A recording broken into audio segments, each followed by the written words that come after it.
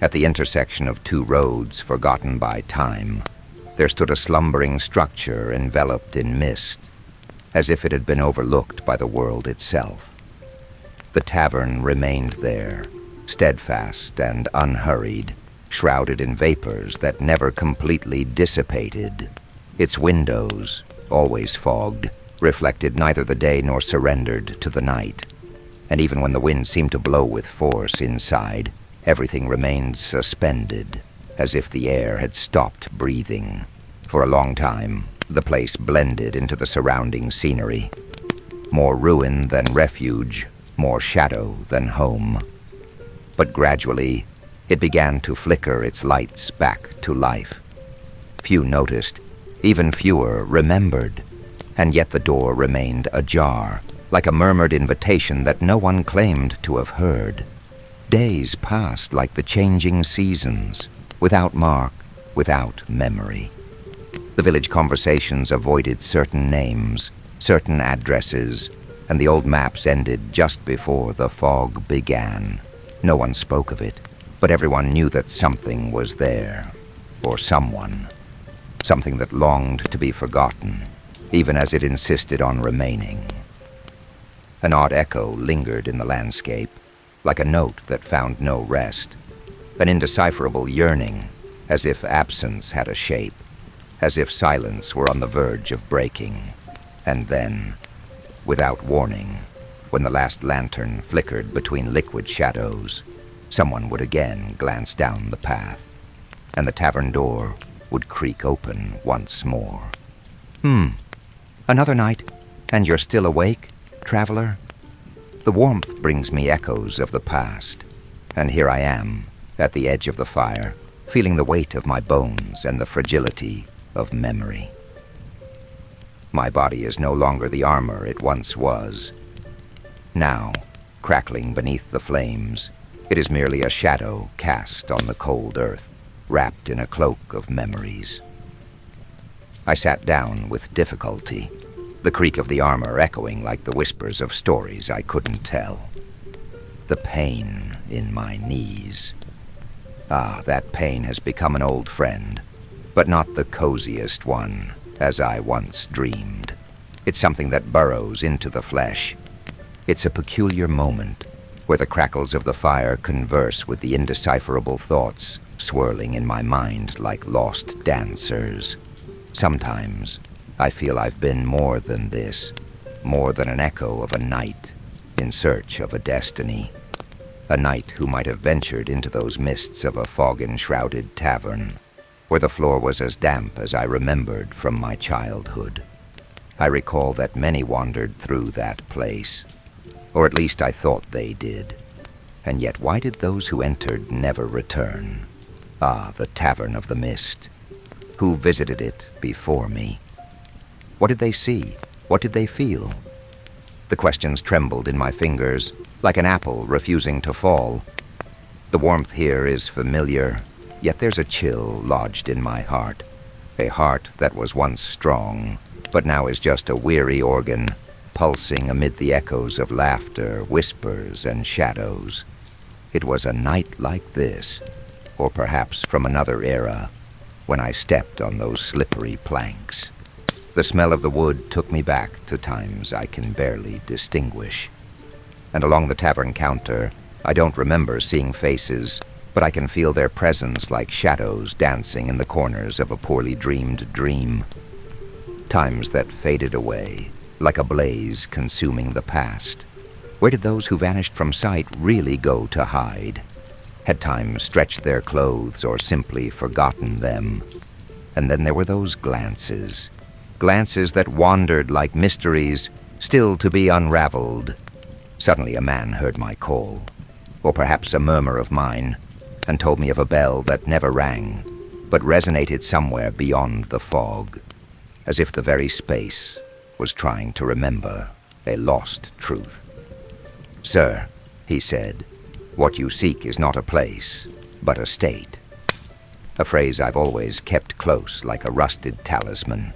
I still feel that same shiver when I remember it.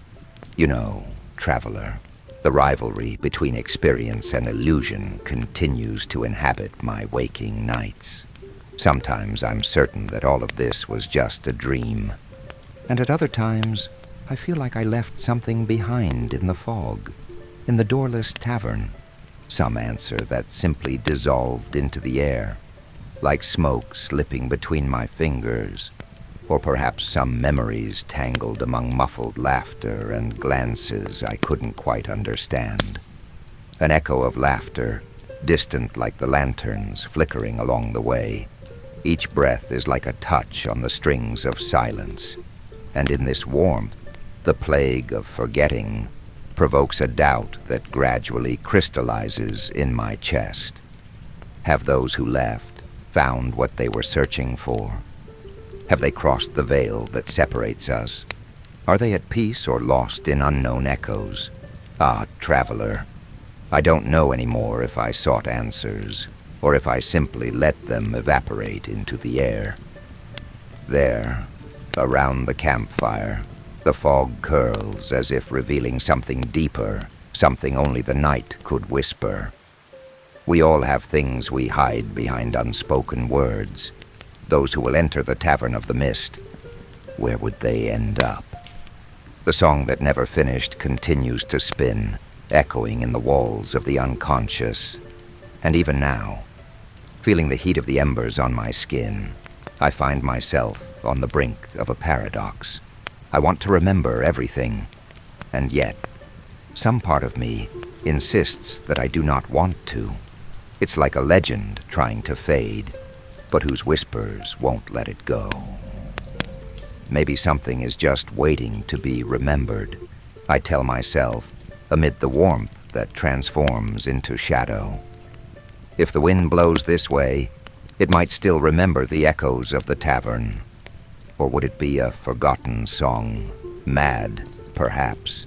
Here by the fire, the flashes outline the shapes in a space I cannot reach. A construction made of old words that never quite get said.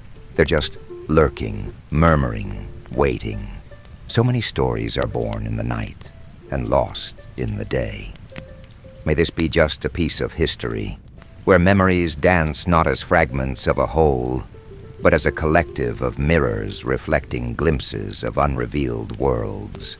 And thus, I conclude this rambling devoid of conclusions. Remember, traveler, what I was, what I am, and what I may still become within this endless fog. She was looking at me, or perhaps it was just a lost reflection in the mist, like a memory trying to break free. The shadow became more alive day by day, while the fire crackled, sending its tiny, fiery arms acting as amulets in a ritual of ancient stories. In the flickering light, I watched her dance, as if she wanted to show me everything that had been forgotten, movements that seemed to mimic each of my steps, every hesitation, every doubt. Everything unfolded in a silent dance. The ground beneath my feet trembled, a slight quiver, as if the roots of the world were trying to shake me awake. A dark breeze passed through the trees, bringing with it unfulfilled promises, whispers of encounters that never happened. My heart pulsed in search of answers. What secrets did the shadow want to tell me? Sometimes, the rhythm of her ballet made me laugh, a light, almost childlike laugh. And at other times, it filled me with an indistinct fear, as if the darkness itself were alive, lurking in my thoughts. And when the shadow stirred, echoes of laughter from men and women who evaporated in that mist resonated, figures that seemed to twist between the crackles of the flames. It was a subtle invitation to dive into a nebulous past. In each of her movements, a question lingered. Was this the revelation of my destiny, or merely a fleeting daydream? A breath of sustenance for the weary mind, wandering between memories and nothingness. I remember a specific moment when the laughter faded and silence became a heavy cloak. I stared intently at the shadow shaped by the flickering light and realized the contours of something else, Something that shouldn't be there. A grotesque symbol, a shape that seemed to defy the boundaries of reality. What was that? An animal with claws, or perhaps a faceless human figure, a specter who knew my fears before I even voiced them. And amidst laughter and questioning, there was a sound, a fragile tinkling, like the bell we always heard when crossing the gate of that lost camp. But who was ringing it now? The echo of that magical music seemed to slip away, just as I tried to grasp it.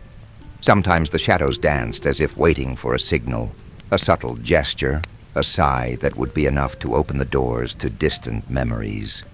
Yet as always, there was something that needed to remain hidden, something that should stay in the shadows. In the midst of the dance, something within me hesitated. A familiar feeling, a reminder that I was not merely observing but participating in the dance. Or perhaps I was just a puppet in the hands of an uncertain past. I caught a glimpse of a detached fragment, like an image in a mirror, and for a brief moment, I saw myself, younger, bolder, at the moment of the decision that brought me here. But what had I decided? What had I left behind? What did the dancing shadow know that I had forgotten? The breeze began to intensify, and with it, the shadow quickened her dance, as if counting down the seconds to a conclusion that never came. The laughter infused my ears, laughter from lives I didn't live, but for some reason felt like they belonged to me. And as I tried to decipher it, I realized that a lament seeped into the melody, as if every state of the dance was an unanswered question, a lost echo reverberating against the walls of the camp. Among the notes of that invisible song, each step of the shadow dragged along with it the weight of time.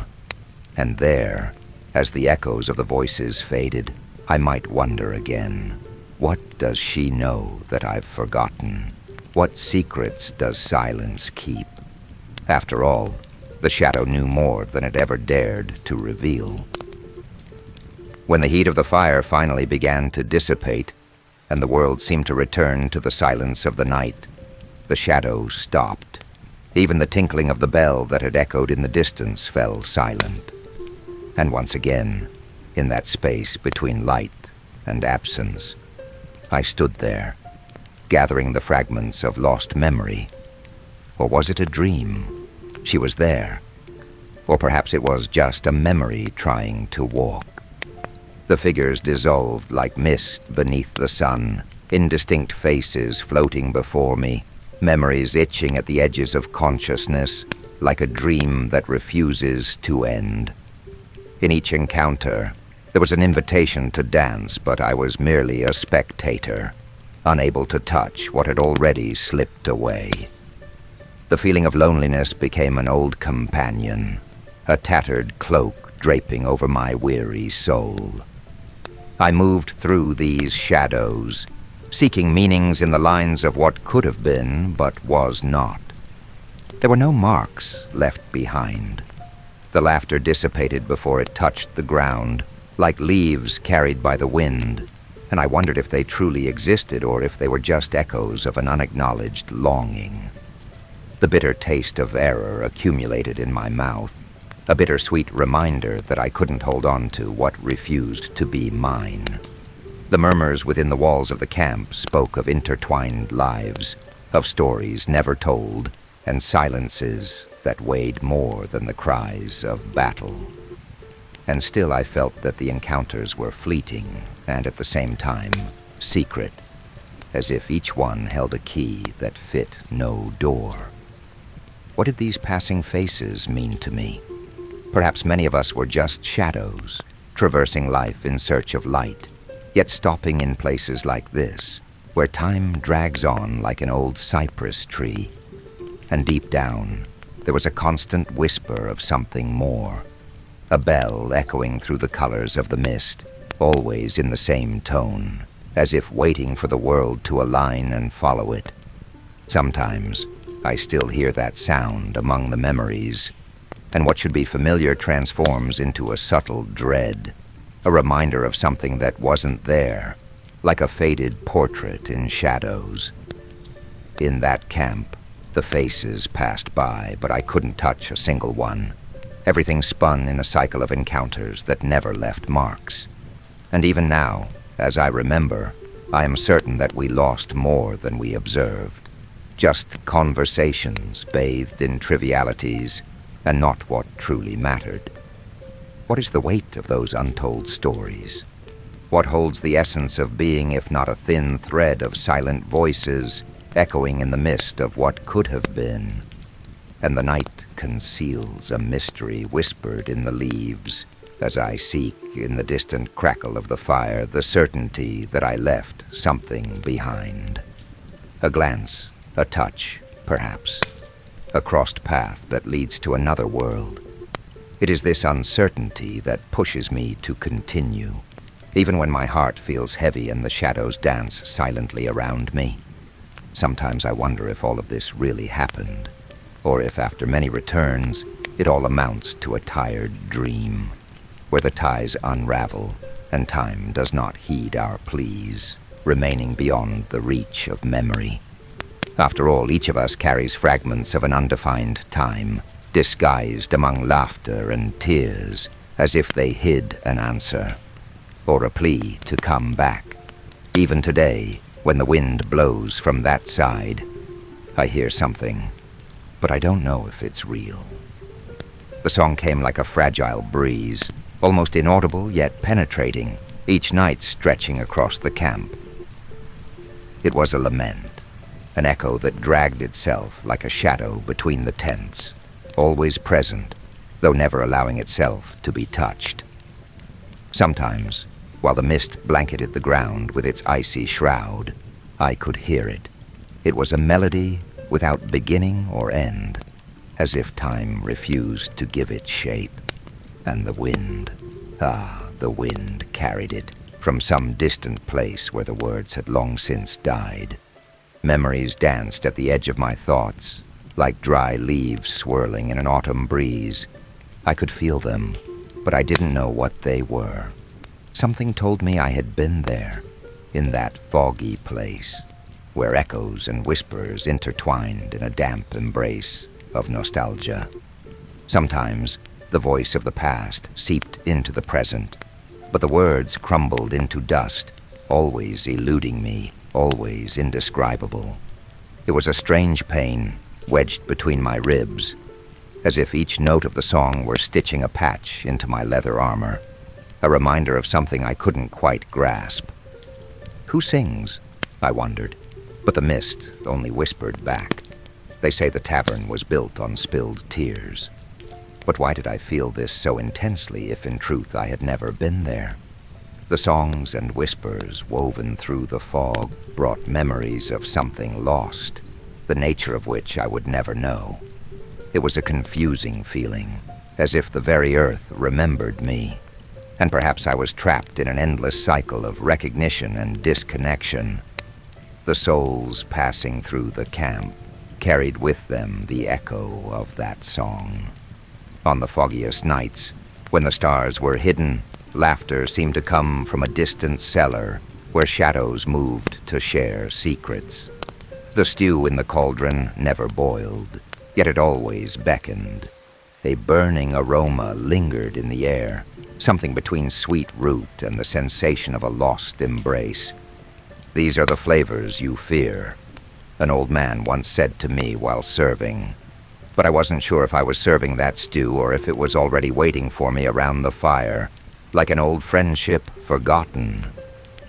The song repeated, swirling in endless cycles, and with each note that echoed, the desire to understand turned into exhaustion.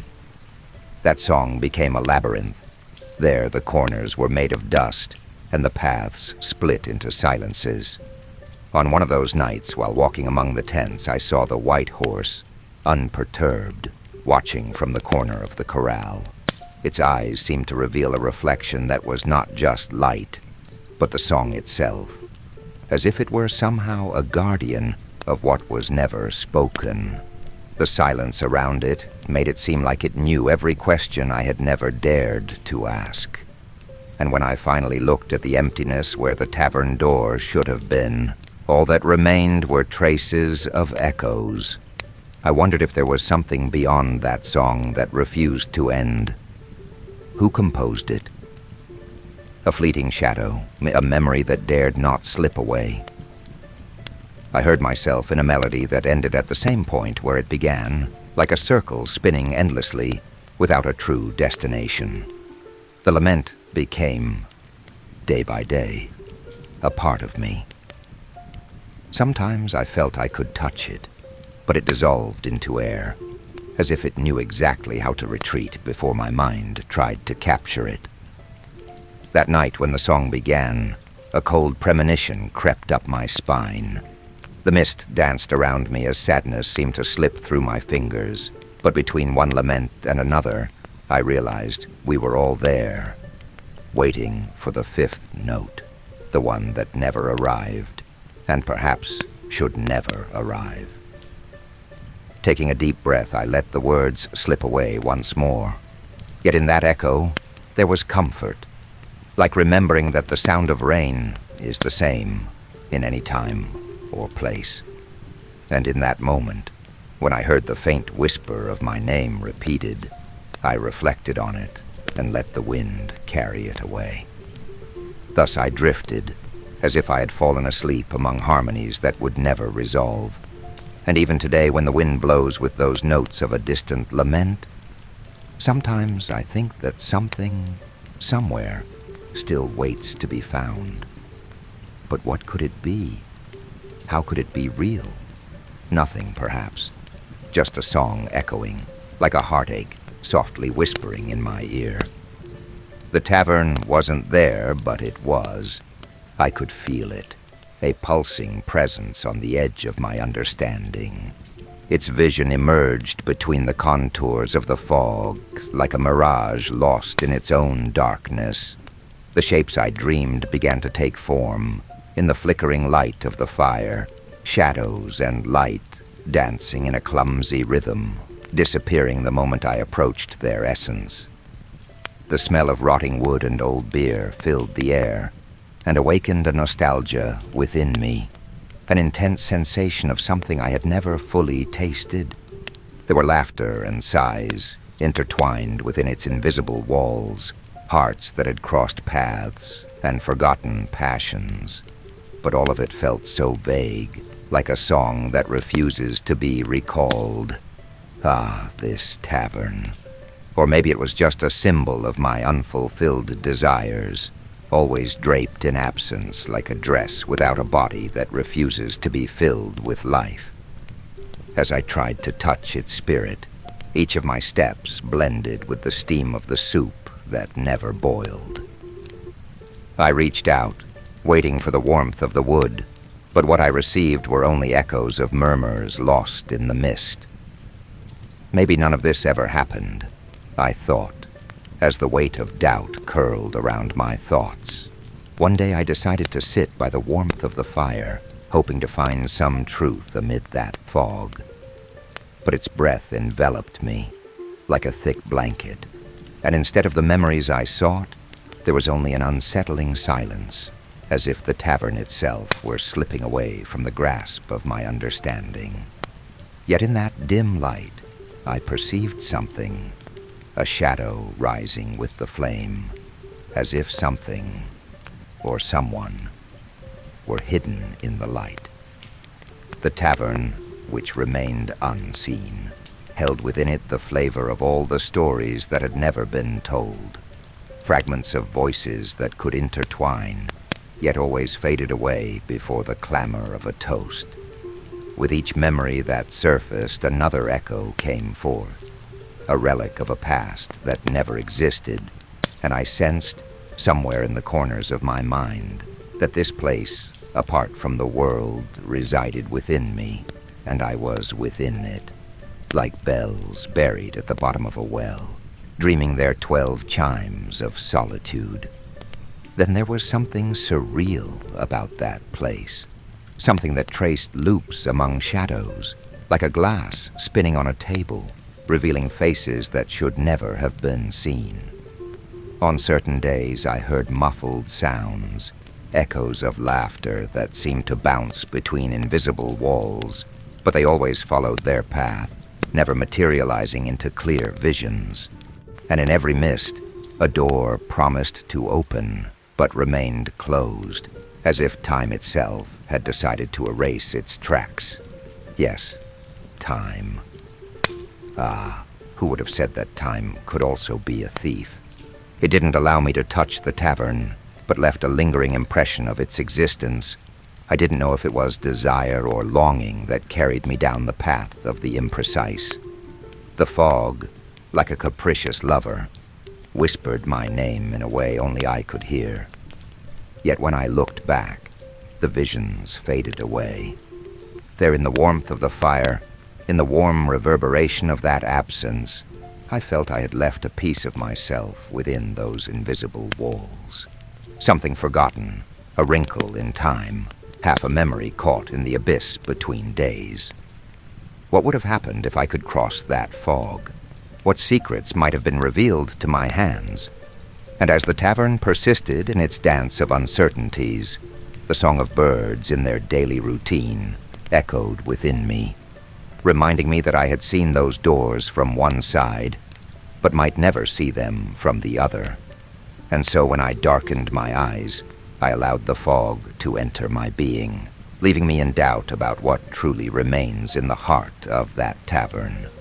There is so much more between the invisible and what presents itself, something we cannot see, but that involuntarily connects us to a past that, I know, lives in every suppressed laugh, in every story choked back, waiting for the right moment to return. The embers warmed my soul beside me, but the tavern remained, always present, but never seen. And there lies the question, where exactly does memory end and where does dream begin? She was there, or perhaps it was just a silent echo advancing through the curtain of mist. A vaguely familiar gaze emerged from the shadows, enveloping the night in a haze of indescribable reconnection, a wordless plea, a whisper from the past, weaving through the crackling fire. The figure stood out with an unsettling intensity, as if it lived in a space between forgotten dreams and worn-out memories. What could it have been? A trace of expressions I longed to understand, but with each passing second, her face became more indistinct. A subtle dance between what they were and what we wanted them to be. Sometimes, the gaze seemed to reflect something I wanted to be, or perhaps had been in another life, in another time. Or who knows, in a awakening that never came. The silence cradled my soul, while the wind merely whispered, as if it wanted to alert me to unspoken things, hard to grasp. And as I contemplated this elusive presence, a cold breeze ran down my spine, bringing not only the chill but a palpable sense of loss, a specter brushing against my own truth. I didn't know whether I was seeing the shadow of someone who had left, or if it was merely a projection of my deepest desire, transgressing the boundaries of a space I had long sought. Perhaps it was a ghost, a projected memory, or maybe desire itself, a sweet perfume that diminished with every movement, like the gentle sway of leaves in the autumn breeze.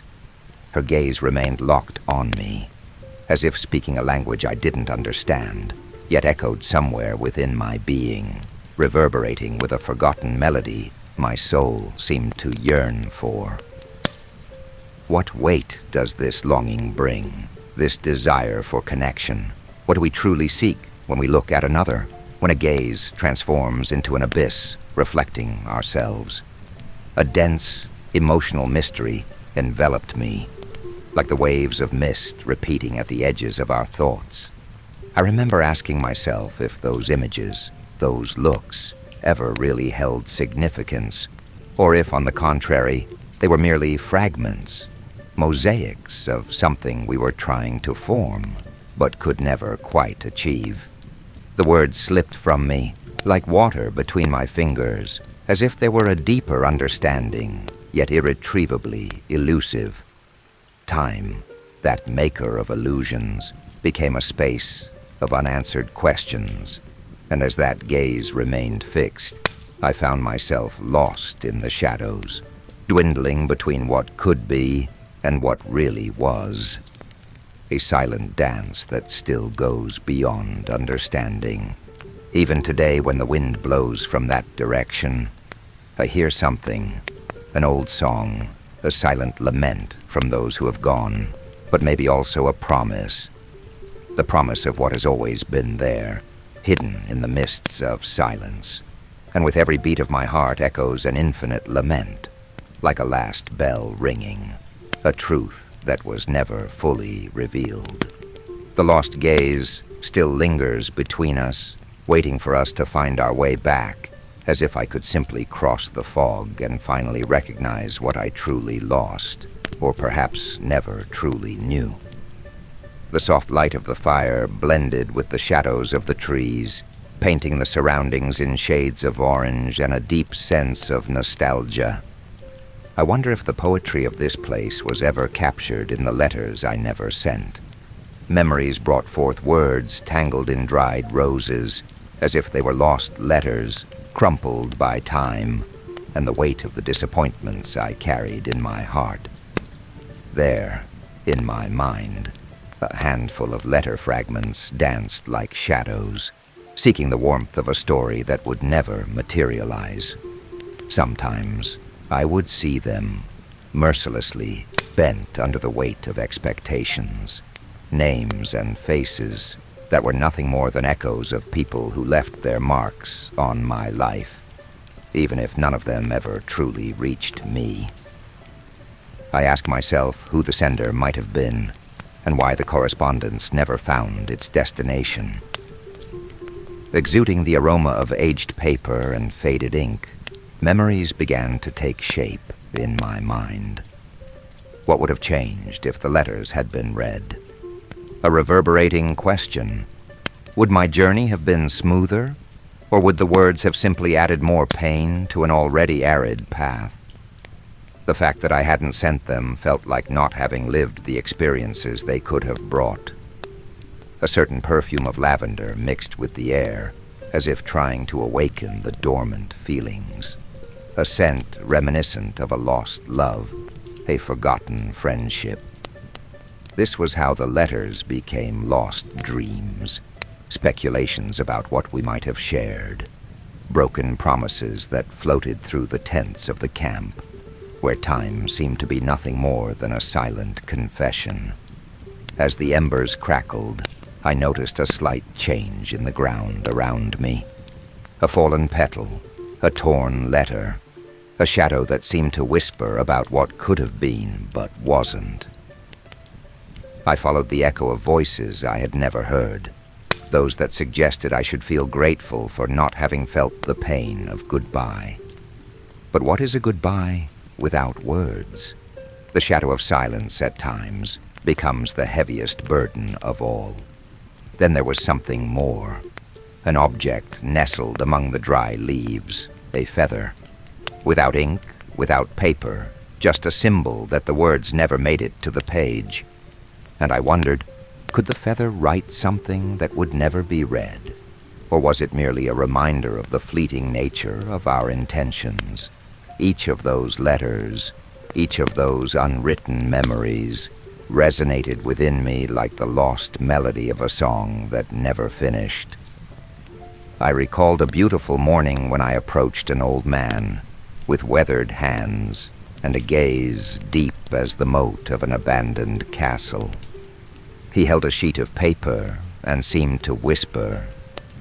"What follows now?" he asked me, and I didn't know how to respond.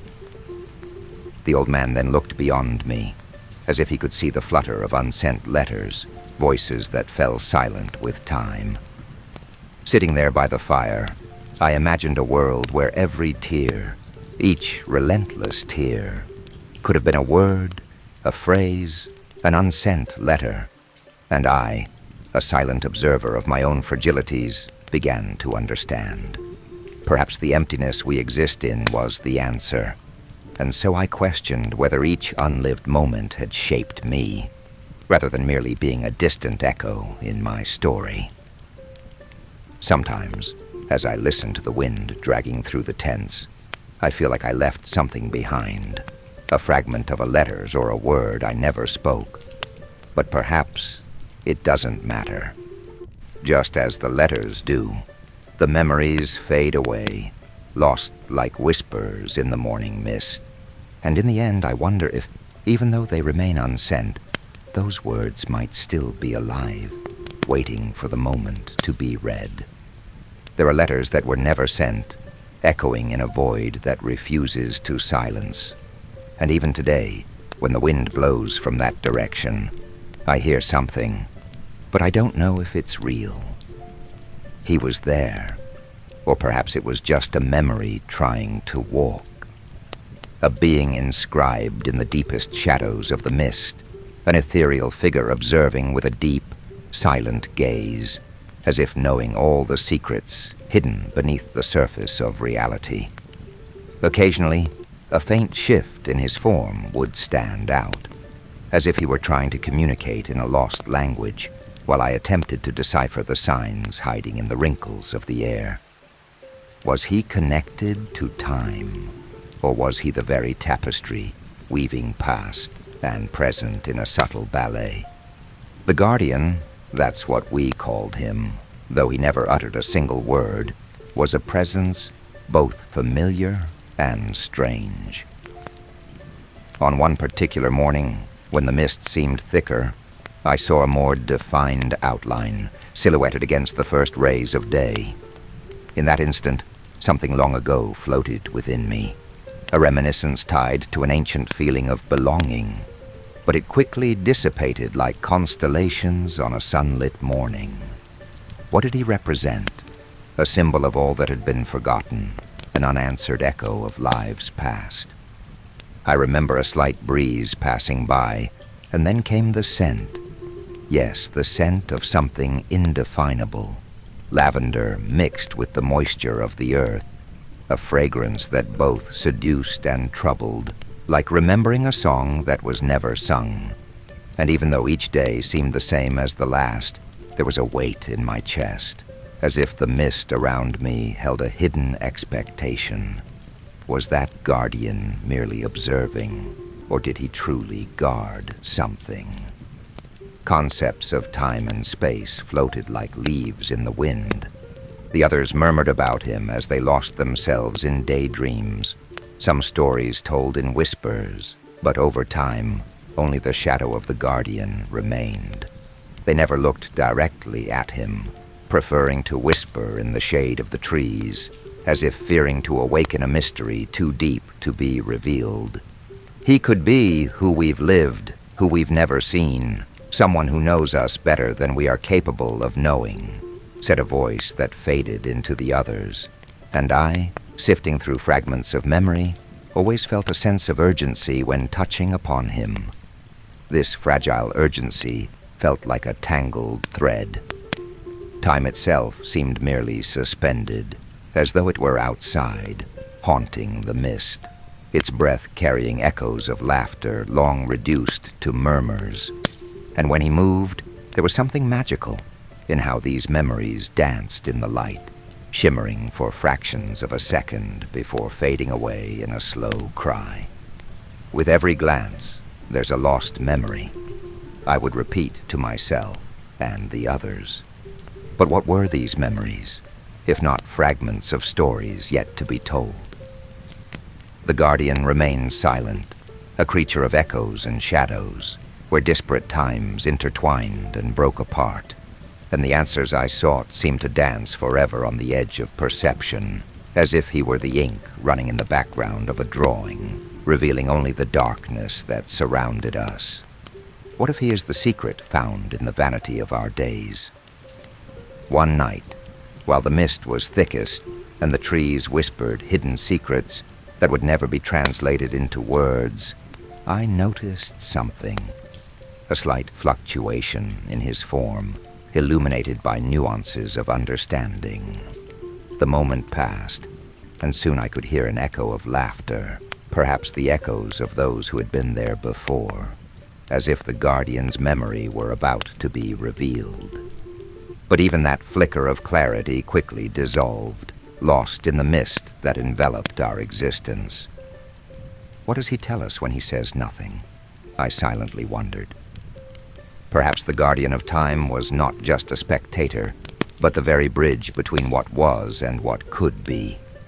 And this thought sank within me, with the force of a river as I questioned whether I would ever understand. In every fraction of time, a small part of me wanted to believe that his presence was a reminder, prompting me to experience the beauty of our own transience. The truth lay hidden behind every word I couldn't say, every untold story pulsing in my chest. Thus, with each glance at the Guardian, I glimpsed a shadow of conclusion, but the answer never solidified. Or perhaps that was never its purpose. The small revelations and echoes only served to deepen the longing for what might have been, while I, lost in this nebulosity, felt there was an amorphous force that enticed. And even now, listening to the Guardian, I realized that perhaps I too came from there, and someday I will return. The fragmented light of twilight danced among the ruins of a place that once felt like home, where mirrors rose like pillars of crystal, steeped in dense silence. Examining those reflections was like measuring the shadow of an unvoiced thought, always present and yet vaguely distant. I found myself there, but in fragments. The face that appeared was distorted, as if the glass itself were weary of repeating the same endless image, a whispering echo of my story. The figures on the surface, vague qualities of lost acquaintances, flickered like spirits. The smiles that emerged were unwelcome, but repetitions of good memories dissolved, eyes fixed, deep as uncharted wells, and with each dry laugh that echoed around me, an unshed tear manifested, a connection to unravel, slowly unraveling the threads of this foggy past. I walked among these specters, each step weighing heavily on ground made of uncertainties, as I tried to piece together a puzzle that would never be completed. As I approached a more ornate mirror, I felt a chill coming from behind the reflective surface, a breath of what had gone that would never return. The image spoke of the longing for an unshared smile, while a voice in the shadow of my mind whispered the stories that remained untold. The faint scent of lavender filled the air, tinting the memories a distant blue like the sunlit afternoons that would not return. What was I seeing? Who was I? Each reflection held the answer to a question, but the truth hid like a tumultuous fog, and within the fragility of its glow, some part of me yearned for more. The faces shifted, intertwining, a man, a love, a war, fragments I had let slip away, dissolving among the mists of perdition. The bitter taste of lost time filled my mouth, as if I had bitten into a fruit that fell from a forgotten tree. I also wondered if I had been the one who hadn't perceived the shadow cast upon others, their narratives crossing mine in destinies that never met. What became of us? At times, the figures in the mirror began to fade, as if they wanted to tell their stories, but the murmurs extinguished in the urgency of the void that connected or separated us. A sound echoed, a distant bell, as if calling those who had gotten lost, as if waiting for my response, but no one heard anything. The cold enveloped me. It was the cold of recognizing absence and forgetfulness, that strange sensation, as if each reflection wanted to tell a story, but their voices got lost in the labyrinth of erased memories. A question floated in my mind, a seed planted on the fringes of what could have been. Maybe it never happened. What was I seeing, after all? As I stepped back, I experienced both lightness and weight at the same time, a dance between what was built and what had finally unraveled, like dry leaves blown by the wind. Only a whisper remained. Would I ever understand? And in the whisper of the story unfolding before me, I realized that beauty lay in the questions. Each fragment of the broken and shattered reflections held a bittersweet sadness. And even now, as I glided through the space where the mirrors remained, I recognized the strange beauty of what would never be whole. The memory of smiles, laughter, and tears never shed activated a damp melancholy. In that moment, I was consumed by the same nostalgia for distant faces distilled in every drop of the night. Sometimes, when the fog thickens around me, the echoes of familiar faces come to the surface vaguely. And even today, as I touch the cold of the mirror, I see that I left something there. Something I may never know what it was, like an incomplete dream, or a song that isn't finished being sung. And as I continue walking, I let the echoes reverberate in the shadows of who I was, not knowing if these revelations are real or just illusions, trapped in the dampness of the home where memory is kept. But who knows? The light always fractures to reflect the truth from one side. But perhaps that side only exists in the mist that lingers, in the corners of a memory I can never forget. The fog was there, thick as a fabric wrapping the camp in its invisible hand.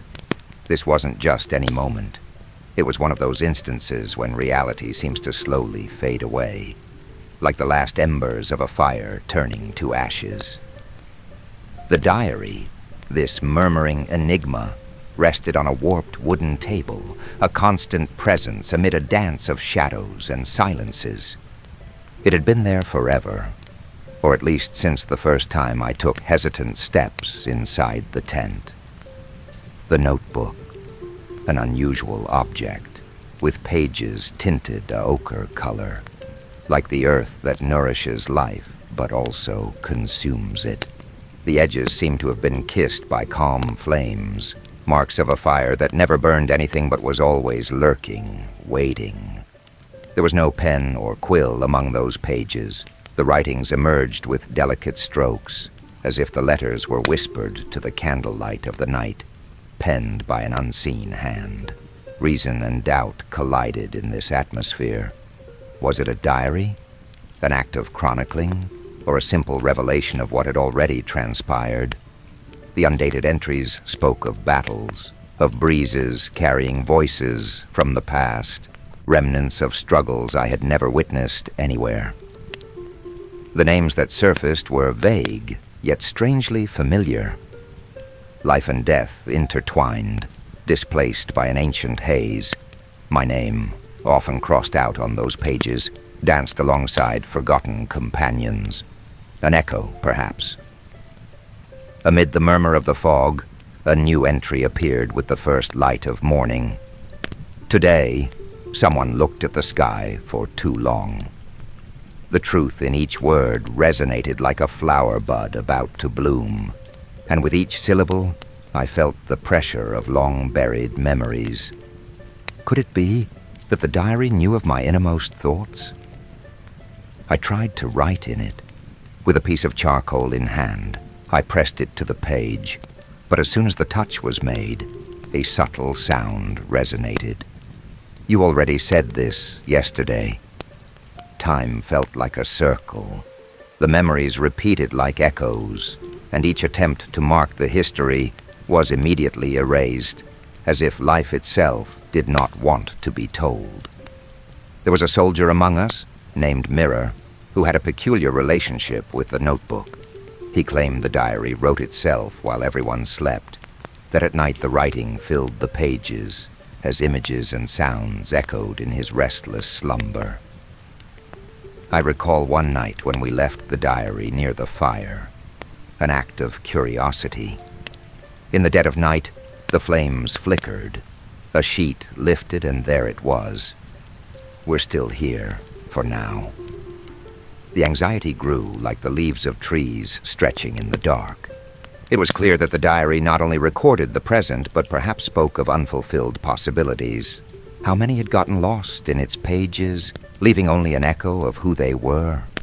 In the absence of manifested truths, the twilight whispered that anything could be possible, and that time, besides being a villain, was an accomplice to memories, a dance between what we built and what we left in ruins. I remember a day when the red ribbon bookmark shifted, pointing to a central page. Here begins the end. It felt like a warm threat, an invitation to aimless wandering. From then on, the diary became an object of watchfulness, not like any ordinary book, but as a map of what could be, a guide to a destiny that not even destinies themselves could comprehend. It's curious, traveler, to live in the shadow of something that writes itself, to walk between what was and what could be, in the silent expectation that the openings in the pages remain, like gates in the mist, waiting for someone to decipher the intricate pattern of this enigma called life.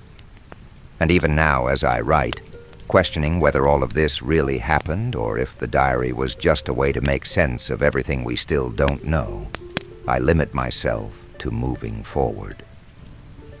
The smell of damp paper and the creak of that old table still echo in my memory, and somehow I feel that the pages will continue to turn. And whenever I tell you this, traveler, I feel that you are listening too. A whisper among the words, an echo of what went unsaid, but which we never stopped seeking. A living mystery. A memory that embraces the fog, that whispers at night, and that refuses to dissolve. The diary will continue. The camp, just like us, will always be nearby. It stayed in a pen to the east, a place we habitually called a corral, though it consisted of nothing more than 3 stakes driven into the ground and a loose rope between them. The ground was dry clay, strangely dry, even when the rest of the camp was drowning in mud. And there stood the horse, white, immaculate, as if it had never touched the earth. Its hooves weren't dirty, its coat didn't ripple in the wind, and its eyes, its eyes, fixed, always open, always watching. I never saw it eat, I never saw it sleep, it never whinnied, it simply existed. Some said it was a statue, that it didn't move because it was made of petrified salt. Others claimed to have seen it galloping silently through the tents at dawn, leaving footprints that disappeared before the sunrise. Once I tried to touch it. I moved slowly, hands open, voice low. "It's okay. It's okay," I murmured. And when I was a hand's breadth from its snout, it turned its head. Quickly, precisely. It looked deep into me, and for a moment I swear I saw the sky reflected in its eyes, not the sky of that hour. Another, an older, darker one. I recoiled. I never tried again. They called it many names, Alvo, mirror, silence. But the most common was the Sentinel, because it seemed to be waiting for something, not someone. Something, a sound, an order, an ending. The tailor said the horse was the last one to remember why we were there, and that's why it couldn't blink. If it closes its eyes, he once said, we all forget together. One morning the horse was covered in dry leaves, as if someone or something had tried to hide it, or keep it warm. But the strangest part was that the leaves didn't fall, even with the wind. They remained there for 2 days. Then they vanished, as if they had been absorbed. There was a young man who tried to ride it, a loud-voiced boy with very clean boots. He laughed, mocking. "This beast doesn't even move," he shouted. He climbed on easily, and for a moment, time seemed to stand still. There was no sound, no wind, no birds. When everything returned to normal, The horse was alone, and the boy's boots hung from one of the stakes. Another detail. Around the corral, the grass grew in perfect circles, like growth rings in a tree. Counting them was like measuring time in silences, and there was something in the air there, a scent of new leather and melting snow, a freshness that didn't belong to that part of the world. As if the horse carried with it the weather of a forgotten place. A woman once said that it had belonged to a king, a faceless king who rode through the dreams of soldiers. Others said he was the king himself, that he had seen all the wars and refused to tell what he knew.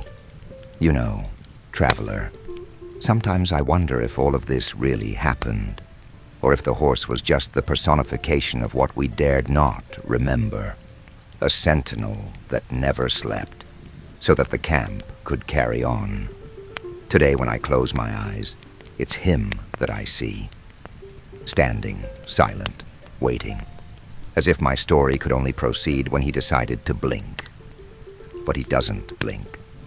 Never. Memory spirals, and when I think of the horse, a faint echo of laughter comes to mind, as if there were others there, behind the fog that insists on lingering. The field that used to be vast and solemn now feels limited and choked by the memories we lost. He remains, always there, like an unfulfilled promise, a destiny that has yet to materialize. Who else hears this silent call? In the fog, it makes me question whether we are all just echoes of something greater. Right now, as the shadows dance between the tents around us, I wonder if time, like the horse, also waits for a moment to blink and set us free. Or perhaps behind its indifference lies a secret, a mystery that refuses to be revealed. That each of us, when facing those deep, open eyes, is actually confronted with a mirror reflecting what we are, what we were, and what we fear becoming. And the fog, the fog will always return to tell us stories we would prefer to have forgotten. The scent of the horse and its eternal eyes linger, and the moment this thought strikes me, I realize, somewhere very, very far away, there must be a battlefield waiting for our return. Always in waiting, and always there, waiting for a horse that never blinks. The fog moved slowly that night, intertwining with the draped shadows of the tents as if it wanted to whisper its secrets. There was something comforting in the dimness, a feeling that the world around floated in a state of uncertainty, like a dream that never comes to fruition. I gazed into the fire, and the dancing flames might reveal what we no longer understand, but what remains hidden continues echoing in the currents of time. He always sat there near the center, right between the dim light and the embrace of the thick dark. He was a soldier, but he didn't tell stories of war or triumphs. And the silence that emanated from him. Oh, the silence. It was like a heavy cloak, weighing down on all of us at the fire, as if his presence were the only thing the camp still respected. They called him the Seated One, perhaps because of his eternally upright posture, which didn't resemble that of a man burdened by time, but rather of someone who transcended it. He never moved, never spoke. The heat of the fire seemed not to reach him. There was an uncomfortable mystery in his fixed gaze, as if he were waiting for something, not from us, but from the fire itself, as the whispers and laughter between friends turned into distant echoes. His eyes, dry as autumn leaves, seemed to absorb everything around him, drawing in the light of life. One night I approached him, driven by curiosity, not desire, but by the need to understand. The cook had left a bowl of soup at his feet, a portion he never touched, never even seemed to notice.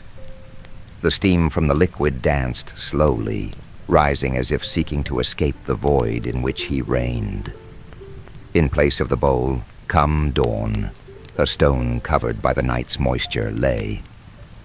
I couldn't shake the idea that the stone, heir to that soup, extinguished without a glance. The rain came and went around him, falling softly, like a sad vapor. I watched the drops accumulate in his hair, yet he didn't move. There was something profound in the way this seemed to resonate, as if the very act of feeling was a form of life that was denied to him. No one else looked. It was a silent pact, a noble fear of violating what he was. Not even words dared to cross the bridge between us and what he held in his silence. I remember one dawn when I witnessed something extraordinary. He stood up. Yes, upright. A silhouette. I didn't show it, but my heart stopped. It had been so long since I had seen any gesture that this felt like a revelation amid the dark dance of skeletons. He gazed toward the horizon, and something made me feel that he was not looking at us, but at a time we had forgotten. Beside him, what appeared to be a pliable shadow rose. It looked human, but there were no clear outlines. It shimmered between the lines of the night. And then, as the day dawned, he returned to sitting and never moved again. Something in the air shifted. The fog wrapped around the pillars, where the gate was no longer visible. When someone held up a mirror and placed it before him, the reflected image was not his, but that of a restless young man, whose eyes seemed to search for something that would never be found. This, of course, shattered before the crackle of the night. You know, traveler, sometimes I wonder if all of this really happened, or if the seated one was a symbol of what we all carried, that last remnant of life that, at some point in forgotten memory, refused to let go of itself. He was a reflection of the silence we would all inhabit if shadows materialized, and when the camp slowly unraveled into whispers, there was always a feeling that an untold story lingered in the mist. "It's not time yet," said a voice I could have sworn I heard in the dim light, and that echoed, "Always." Sometimes, as I seek to understand what we lived, everything I touch transforms back into silence, and it feels so wrong that I can't help but ponder whether, in this living field, there's some renunciation we have yet to make. For every unspoken word, a weight half felt. For every hidden memory, another lost gaze. Thus, day after day. So as we close our eyes to sleep, everything around us transforms into a stronger call, and the gentle wind whispers, "The seated one never sleeps nor speaks." And when everything seems to end, and when the heart ceases, the child of the fog begins to murmur once more, because the voices that leave never truly vanish. Even today, when the wind blows from the side where that dark corner ends, I hear the echoes of the soldier who doesn't sleep. But I don't know if they are real. The mud had a life of its own. What once seemed merely damp earth now whispered. It murmured in gentle movements, as if rehearsing a dramatic song in a forgotten language. And although the sound was low and almost indistinct, it was there beneath my feet that a hidden desire sprouted. At night, with the fog gliding between the tents, I witnessed the moment I realized the mud knew. Yes, it knew of those who had passed there, of the laughter and laments that hung in the air like unsaid shadows. Once, while I warmed myself by the fire, I got to know it better. It was a distant echo, a whispered melody. The embers crackled shyly, but they didn't bring enough warmth to catch my attention, not until a whisper came to envelop my name. Drawn out, as if spoken by someone who didn't know how to pronounce the words aloud. It was a gentle call, almost an invitation to remembrance. And in an instant, I swallowed hard. I sat up straight, as if an invisible spirit were watching over me. The others, as always, were wrapped up in their quiet conversations, chuckling at the weight that seemed to fill the space. But there was something deeper in the memories of the mud. The next day, I shared my thoughts, but laughter was the response. Laughter and comments about sleep and the influence of the broth circulating between the tents. However, one man didn't laugh. The man with the wide-open, watchful eyes murmured that those who listen to the mud are the ones who cannot forget. He said that each bubble that popped beside the fire could be a name, a story, an echo of something significant. And so, I began to notice. I started to see the little ripples in the mud, whispers of other times, like fragments of life that insisted on returning. Another afternoon, a girl emerged from the white fog. She drew with her fingers among the rays of light slicing through the air. In a moment, effervescent words appeared beneath her strokes, and among the children, veiled names took shape in the earth. Names of people we had never known, and the mud covered what had been drawn, as if expressing to the world what it was, what it had always been. The next day, those images vanished, consumed by the grime, but the feeling still lingered, softly, like the scent of lavender dissipating in the breeze, leaving a tightness in memory. The tailor himself, in his quiet wisdom, stopped in a muddy patch and remained there, listening to ancient songs. He said these were the words of what no longer existed. No one noticed, but I witnessed when he began to sew with his eyes closed, as if the mud were revealing secrets only to him.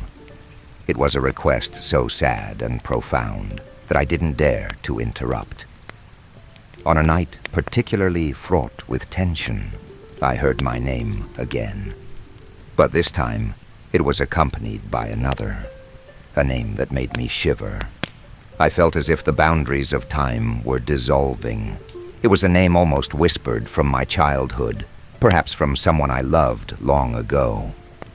I wondered who it was, but the answer vanished just as quickly as it came. I wanted to scream, to cry out, to give it to the world. But the words weren't ready to leap from me. Amid murmurs and growls, the footprints appearing at the edge of my dream shared the same dance of names. They were invisible steps entering the camp on nights when shadows danced. Each one demanded attention, creating circles that didn't leave, only entered, signaling what simmered beneath the memories. And so it was with the mud, cold and devoid of light, yet it carried the weight of memories and old loves. The voices dispersed in the cold morning breeze, as if it were their natural path to fall silent, as if swallowing a name had become a quiet habit, a challenge to the forgetfulness we all lived there. I woke one rainless morning and went to the edge of the camp. The mud had formed a clean, dry circle. In the middle of it, the dark earth bore the phrase, "Remembering hurts." That brutal truth struck me down, and I realized bitterly that running from memories wasn't the same as erasing them. An echo buried in the words spoken, always at the wrong time. And so the mud continued to whisper, not just about me, about all those who had been there. And even now, when I close my eyes, I listen. I hear the earth murmuring what we dared not acknowledge, delicately weaving our lives together. There were many names that should not be buried, and perhaps by listening I might truly see who I am, and those who still encounter me. Just beneath the layer of mud, an echo lost in eternity. The melody emanated from the fog like a distant whisper, as if the mist itself were trying to tell a story. But the words evaporated from its invisible lips. It was a quiet song, almost forgotten, reverberating in the heart of the camp's darkness. I heard it again, or maybe it was the first time. at a moment when the sounds of dawn intertwined with my deepest thoughts. The rhythm of the notes danced in the air like a moving shadow, connecting every fragment of ancient memory I carried with me, as if the melody were outlining the hazy contours of those who left but were never truly gone. The music brought with it forgotten smiles and faces that dissolved like fog at dawn. I could smell time unfolding around me, a strange mix of dry leaves and burnt wood, memories pulsing subtly. Each chord that resonated seemed to gather the echoes of lives that danced beneath that very roof, under faint lights that had never been seen. It was as if the tavern's walls were fading away, allowing the memories to float like beams of light, searching for their resting place. For a brief moment, when the song reached its peak, the shadows around me took shape and abandoned their uncertainty. Faces floated into view, like the visages of ancient ideas, whispers that seemed to recall truths long lost in the mist of history.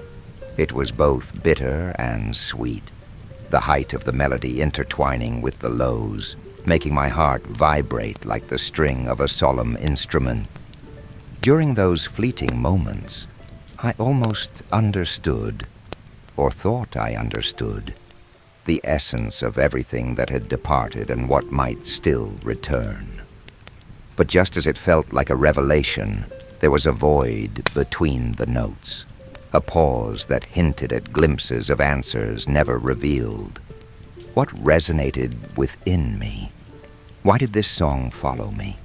Was it an invitation to despair or a caress to my weary spirit? The empty space echoed within my being, connecting me not only to the memories but also to what never came to be. The warmth that once embraced my existence now dulled, as if the souls that danced through it all had become long-forgotten shadows. As I lost myself in the song, a curious symbol presented itself, a small lamp hanging somewhere in the darkness, illuminating the faces of each listener while simultaneously pushing them away in the dance. Perhaps a light that held more secrets than it promised, a silent witness to meetings and partings. I thought of the times when something so light became so heavy, and the feeling of something guarded was built within me. It was as if friendships had painted the walls of memory, casting prolonged echoes through the tavern's shadows. And in the dissolution of the moment, I understood that perhaps it was merely a fragment of a lost daydream. What does the past want to whisper that I may have already heard? An old man once whispered that melodies are the essence of echoes lost in the mists of time. But I didn't know whether that was true or just another tale rehearsed by the firelight. Now I hear the sounds of the song in fragments, flowing through the silence as if the only answer that could be given was a sweet, melancholic lament. Come back, always. You know, traveler, sometimes when I close my eyes and hear the echo of that music, I feel like I left something behind. But what could it be? After all of this, the music, the fog, the memories, keeps me at the brink of dishes that were never served, a meeting that never took place. And yet, deep in the night, the song rises in sublime echoes, as if it were merely waiting for a return that will never come. This song still waits for the fifth note. I remember clearly, or perhaps it's the illusion of clarity. There was a gate, not like the gates of fortresses, tall iron, with hinges that screech. It was simpler. 2 stone pillars, covered in ancient moss, and a weathered wooden beam that held a little bell suspended by a copper wire.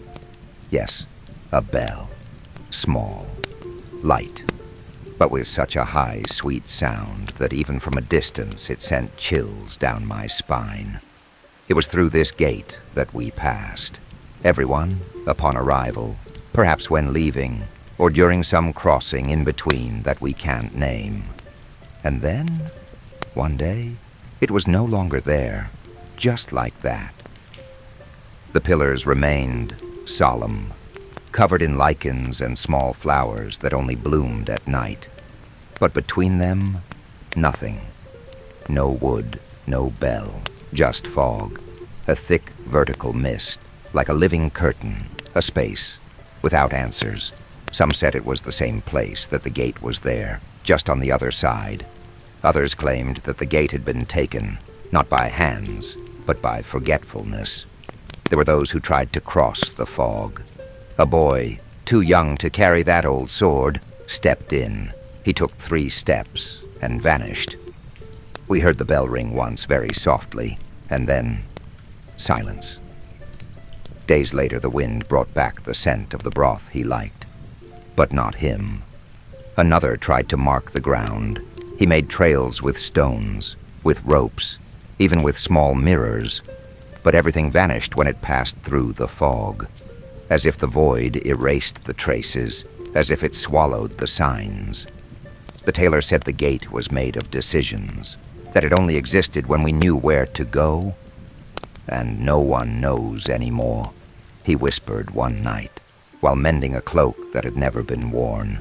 A woman, the one who spoke with the rain, camped in front of the emptiness for 7 nights. She recited prayers, sang ancient names, played a bone flute. Nothing. On the 8th morning she left. She said, "There's no longer another side. There's just what we forgot to seek." Then she began to walk in circles around the camp. She never stopped. I myself went there on a windless day. The fog swayed lightly. I reached out my hand. I felt cold, but not the cold of night, the cold of absence, as if by crossing I left something behind, something that perhaps was me, a detail that always intrigued me. Shadows didn't cross the pillars. When the sun rose, they extended from the sides, as if the void refused projections, as if the light, too, were afraid to cross. Some began leaving offerings there, smooth stones, strands, fragments of maps. Once they left the diary. The next day, it was back in the camp, open to a new page. The gate was too much of a memory. One theory said the gate didn't disappear, that we were the ones who changed places, that now we inhabited a reflection, a fold in time, where there is no entry or exit, where everything just remains. You know, traveler, sometimes I wonder if all of this really happened, or if the gate was just a metaphor that we all pretended to understand, a symbol of choice, a boundary between what we dare to remember and what we prefer to leave behind. Today, when I find myself standing, unsure whether to move forward or retreat, I think of that space between the stones, of the breathing absence, and of the sound of the bell that, from time to time, I still hear in the background, faint, like a whisper made of bronze and longing. And I stand there, caught between 2 steps, waiting for something to be revealed, whether there truly was a gate, or if we have always been trapped in the fog, dancing in circles around something we never dared to reach. And in this field of uncertainty, between what was and what could have been, lies an echo of unspoken promises, a sound that vibrates between the pillars, even when the mist swallows everything. The truth about the lost passage and its memories. How about revealing it? But at the same time, who needs answers when wrapped in such a comforting fog? Among fragments of memories and the whispers of 1,000 voices, perhaps the true gate resides in our ability to feel, to love, and to forget. Sometimes I poetically dream of it, and I wouldn't mind at all if it never returned. The shadow of night stretched, undulating and subtle, like a cloak hiding secrets known only by the mist. The winds whispered among the trees, carrying echoes of distant memories. It was one of those nights when silence is so thick it seems to vibrate.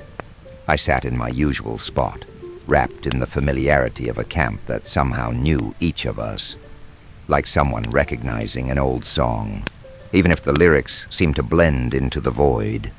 I had been there before. An overwhelming sensation took hold of me, as if all the particles of my being resonated with this formless truth. Before the swords, before knowing the smell of fear and courage, even before letting my story be written. The moss beneath my feet whispered with a familiar echo, and the warm scent of tea lingered in the air.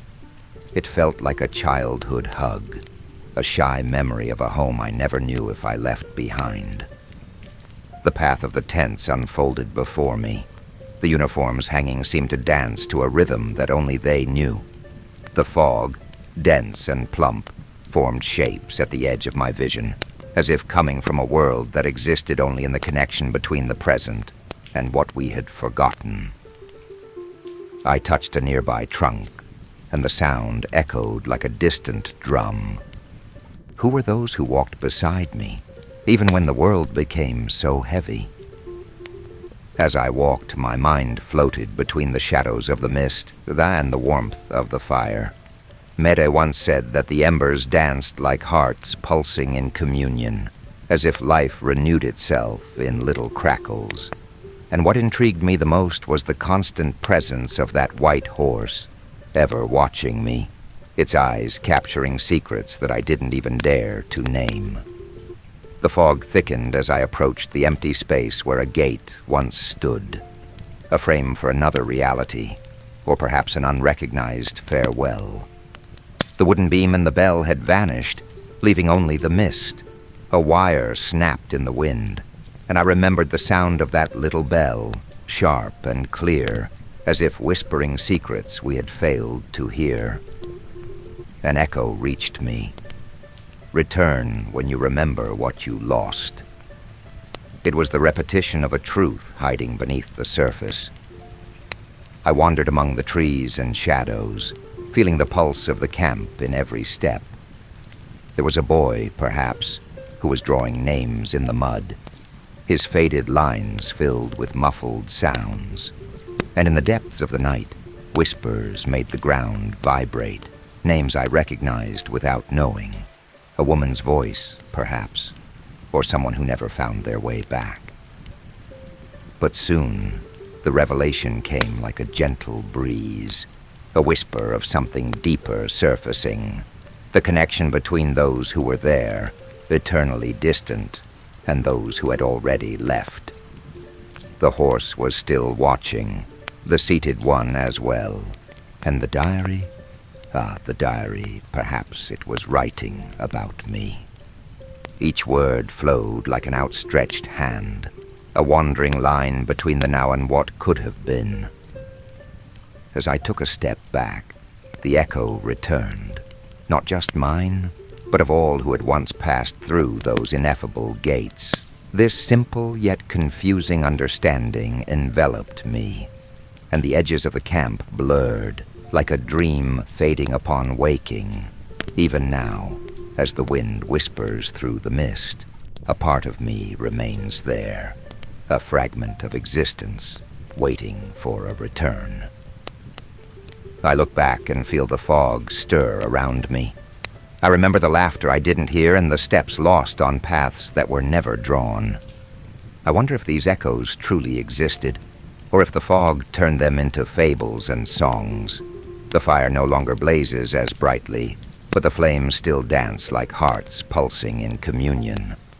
Because I know, traveler, that every step we take in this life connects us to another time, another space, an endless cycle of attempts. And in remembering, we merely continue being what we have always been. Perhaps you've been there too, and this could be the true essence of memory. To be between what was lost and what still resides within us. The campfire crackled softly, sending small sparks into the sky, like fleeting memories rising toward a forgotten horizon. Amid the swirling mist, each pop from the burning wood felt like a farewell, an echo of what I once was, lost in the borders of time.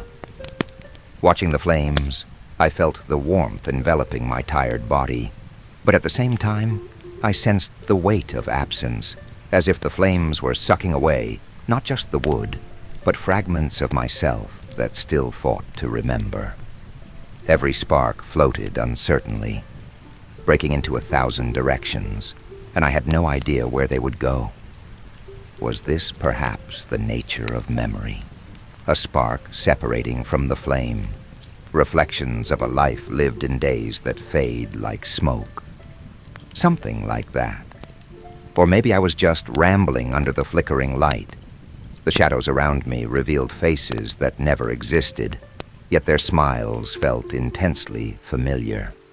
And as I let them slip away, I realized that the tavern and its ghosts were my most loyal companions.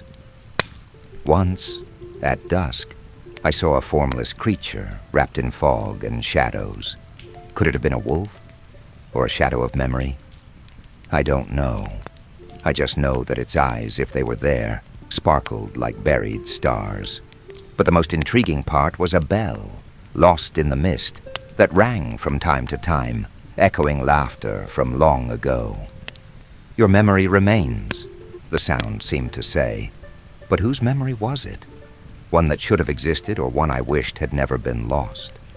The aroma of burnt leaves blended with the bitter scent of iron, as if each spark recalled a silent battle, a longing that couldn't be expressed in words. At that point, I found myself questioning the shadows around me. Perhaps memory is not just what we remember, but what we choose to forget. And deep down, there was a terrible comfort in losing oneself, in dissolving like the smoke that drifts away. Then a voice that insisted at the back of my mind resonated. Return when you remember what you lost. It was a lost phrase, an almost revelation emerging from the twilight of my consciousness, like a distant echo from a forgotten spring. A man cloaked in mist was the one who whispered, "The ashes of memory do not burn in silence." What did that mean? The words were like antiquities crumbling at the borders of two worlds. One that has been, and the other we dream of reaching. Even today, I feel that something else hides among the shadows. A mystery that wraps around the fog, as if time itself were squeezing in there. And as the mist envelops the air, I cling to this certainty. And what I left behind will remain. But what exactly was it? A secret half revealed, a truth whispered among the echoes of memories, branching out into each spark until it is lost again, like everything in the cycle of feeling. There, in some corner, the tavern continues to hold its secrets. And from time to time, when the breeze blows just a little differently, I listen. Something that hides in the mist or moves closer through time. And amidst the chaos of a life steeped in memories, I create a space for silence to take hold. Because the scar of who I am still whispers in the foliage. The murmuring of the fire's warmth feels like an invitation to a dance between dreams and ancient memories. But what truly existed, and what remains of me here? The cycle of feeling continues, permeating my soul in an inevitable way.